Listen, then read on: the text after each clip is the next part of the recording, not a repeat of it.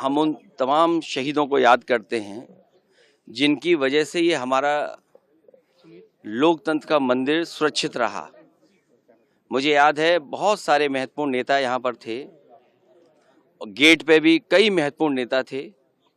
हमारे सुरक्षा कर्मियों ने उस समय जो सूझबूझ से और जिस बहादुरी और साहस के साथ उन्होंने उसका मुकाबला किया, उसका परिणाम ये हुआ कि संसद भवन तो बचा ही बचा, बल्कि उस समय बड़ी संख्या में महत्वपूर्ण नेता देश के बैठे थे, उन सबको बचाया जा सका और देश पूरा आतंकवादियों के हवाले हो जाता।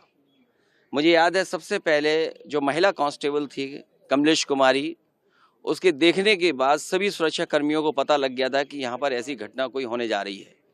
वो मेरे कन्नौज क्षेत्र की थी। उसको जब सरकार की तरफ से पेट्रोल पंप दिया गया तब मैं उसके परिवार से मिला। मैं आज उन परिवारों के प्रति भी अपनी तरफ से सहानुभूति और उनके इस बहादुरी के लिए परिवार का भी मैं धन्यवाद देता हूँ। वन नेशन वन इलेक्शन, एक देश एक चुनाव, एक भारतीय जनता पार्टी की जुगाड़ है चुनाव जीतने की। संविधान हमने और आपने सबकी जिम्मेदारी है सुरक्षित रखना। ये संविधान ही है जो हमारा पथ प्रतख है, पथ दिखाता है, हमें रास्ता दिखाता है। यही संविधान हमें सम्मान दिलाता है, संविधान हमारी रक्षा करता है, संविधान हमारी संजीवनी है, संविधान हमारे पीड़ित परिवार के लिए प्रकाश स्तंभ की तरह है। और अभी तक पीड़ित परिवार और पीड़ित के लोगों को इसने सम्मान दिया है। अब पीड़ित के लोगों की जिम्मेदारी बनती है कि संविधान को बचाएं।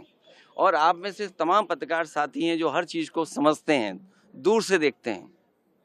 लोकतंत्र में और खासकर उत्तर प्रदेश में हम लोगों ने समय समय पे देखा है कि किस तरीके से भेदभाव हुआ है, भेदभाव का सामना किया है। जब न्याय मिलना चाहिए तो न्याय नहीं मिल रहा है। मैंने आपसे कहा कि न्याय और समानता और जो लक्ष्य था आज़ादी का कि सब गैर बराबरी खत्म हो।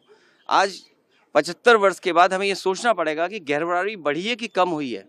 जिस तरह के सरकारों के फैसले रहे हैं उससे गैर बराबरी बढ़ी है। दुनिया में कहें ये कि अर्थव्यवस्था हमारे तीसरे नंबर पे है, दूसरे नंबर पे पहुंचाएगी, नंबर 1 पर पहुंच जाएगी, लेकिन प्रति व्यक्ति आय क्या है? आज हम किस स्थान पे खड़े हैं? ये बड़े सवाल हैं। और जाति का सवाल आज भी है। जो भेदभाव हम लोगों को देखने को मिल रहा है समय समय पर, आज भी लोग गांव में अपमानित हो रहे हैं। तो ये बड़े सवाल हैं जिसको हमें समाधान ढूंढना है। हमारा लोकतांत्रिक देश समाजवादी रास्ते पे चले, सेक्युलरिज्म और मजबूत हो। जब डेमोक्रेसी हमें पॉलिटिकल आज़ादी देती है, सेक्युलरिज्म हमें ये आज़ादी देती है हम किसी भी धर्म को मानें, धर्म की आज़ादी मिलती है, और सोशलिज्म हमें आर्थिक आज़ादी का सपना देखने का मौका देती है। इन तीनों की मजबूत करके ही हमारा देश मजबूत होगा।